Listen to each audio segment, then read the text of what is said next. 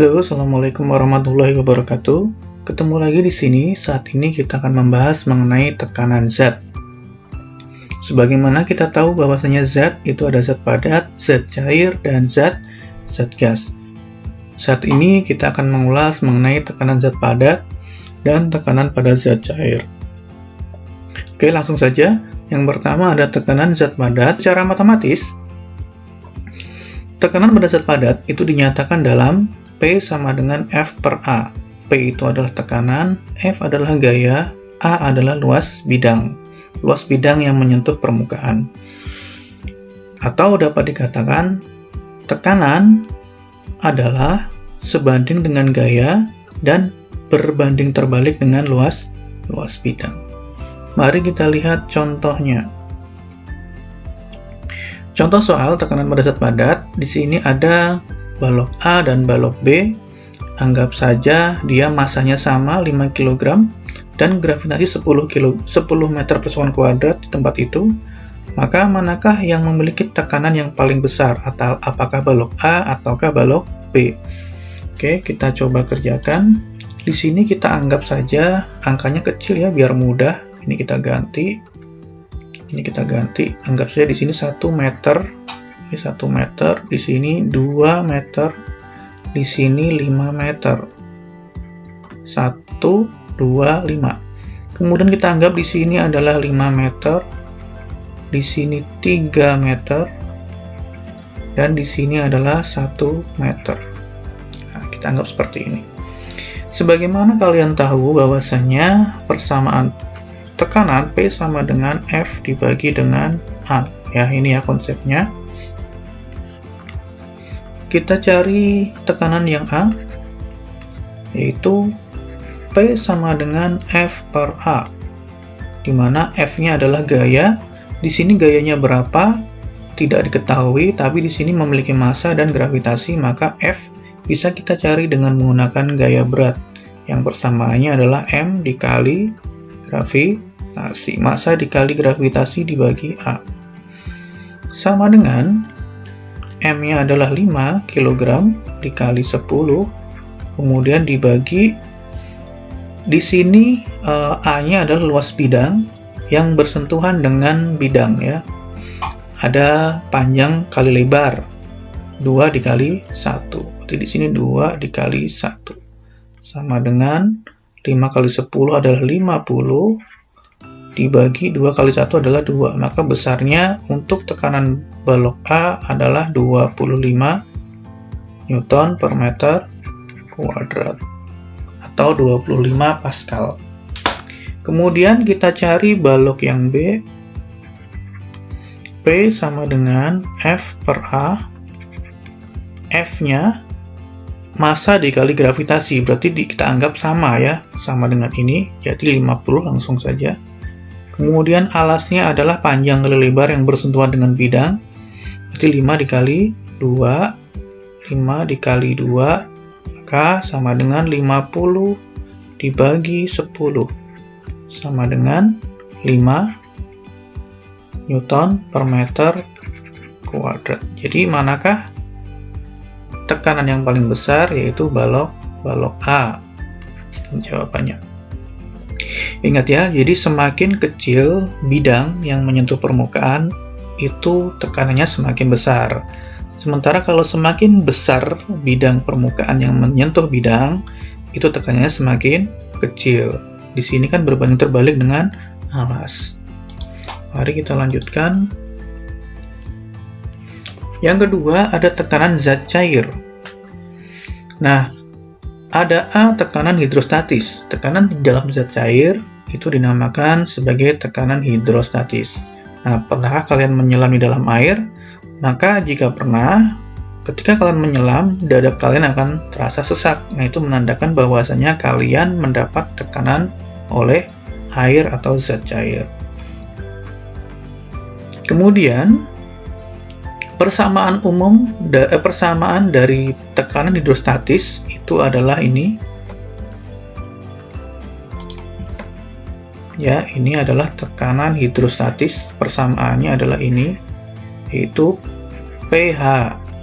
sama dengan rho dikali G dikali H. Di sini pH atau tekanan hidrostatis ya. Nah, didapatkannya dari mana? Ini adalah persamaan umum tadi, P sama dengan F per A. Pada zat cair, gaya F disebabkan oleh berat zat cair atau W. Jadi di sini F dengan W itu sama ya.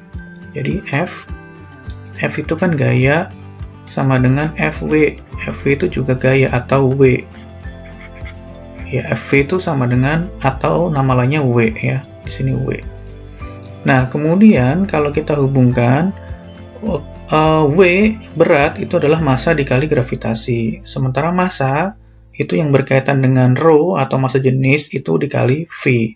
M sama dengan rho dikali V ya. Sehingga V volume sama dengan H dikali A. H itu kan ketinggian ya. A itu adalah alas. Ini volume. Nanti kalau kalian bingung ini bisa kalian abaikan atau langsung kalian gunakan persamaan ini saja. Ya. Kalau kalian bingung, langsung gunakan persamaan ini. pH sama dengan rho dikali G dikali H. Ini ya keterangannya.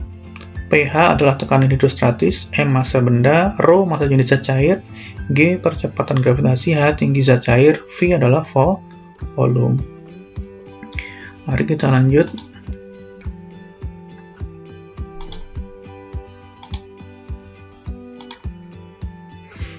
Berikutnya ke contoh soal tekanan pada zat cair atau tekanan hidrostatis tadi. Ada sebuah ikan yang dimasukkan dalam suatu kolam, katakanlah ini adalah akuarium. Kemudian diketahui massa jenis airnya 1000 kg per meter pangkat 3. Massa jenis zat cair itu dinyatakan dalam 1000 kg per meter pangkat 3 atau 1 gram per cm pangkat 3. Dan gravitasi 10 meter per sekon kuadrat. Berapakah tekanan hidrostatis yang dialami ikan tersebut? Baik, tadi kita sudah ulas bahwasanya besarnya tekanan hidrostatis pH sama dengan kegedean ini. Kita gunakan yang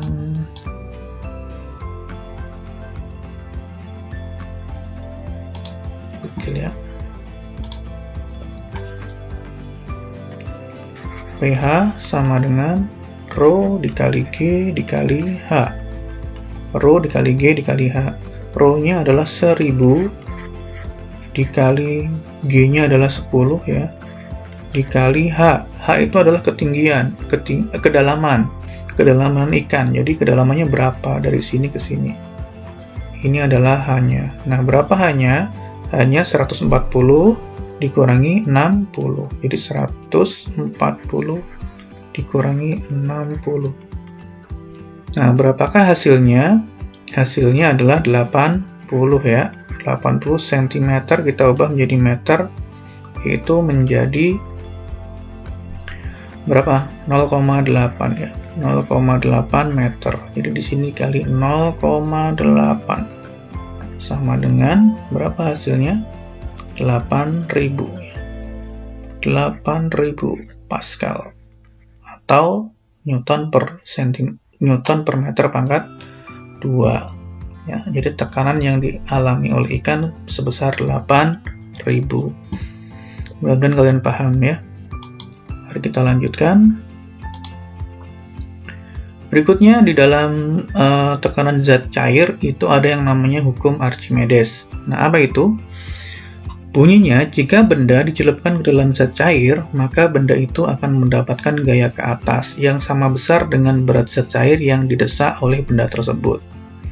Atau bahasa mudahnya adalah zat cair akan memberikan gaya angkat pada suatu benda sebesar zat cair yang dipindahkan oleh suatu benda.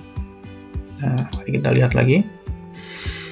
Jadi intinya adalah ketika kita mencelupkan sebuah benda, ini katakanlah ini ada gelas ya, kemudian diisi air, benda kita masukkan ke dalam sini. Nah, ini adalah benda.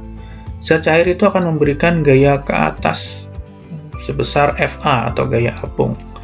Contohlah ketika kamu berenang, kamu bisa mengapung di atas air atau dalam air bisa mengapung. Kemudian berapakah besarnya gaya apung? Besarnya gaya apung sebesar ini ya. Nah, ini besarnya gaya apung adalah sebesar Fa sama dengan Rho dikali dengan gravitasi dikali dengan V. V ini bisa volume zat cair yang dipindahkan atau volume benda tercelup samanya.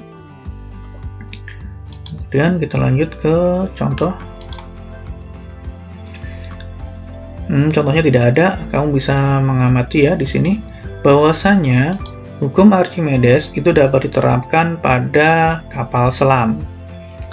Kapal selam itu kondisinya dia bisa terapung, bisa melayang, bisa tenggelam. Nah, seperti apa terjadinya benda terapung, melayang, dan tenggelam?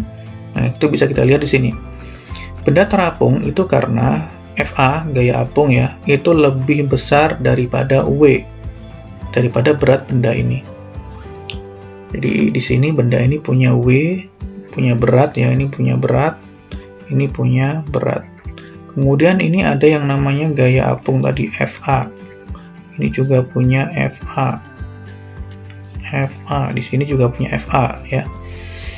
Nah, akan tetapi ketika kondisi terapung, itu gaya angkatnya lebih besar sehingga benda bisa terapung, atau kata lainnya adalah massa jenis air itu lebih besar daripada massa jenis benda. Kemudian kondisi melayang itu Fa gaya apung sama dengan W, atau kondisinya massa jenis air itu sama dengan massa jenis benda.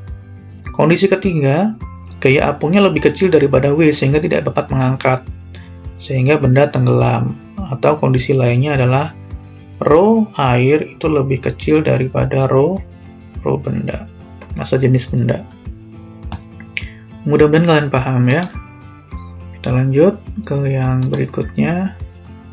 Ada yang namanya hukum Pascal. Nah, ini masih zat cair ya.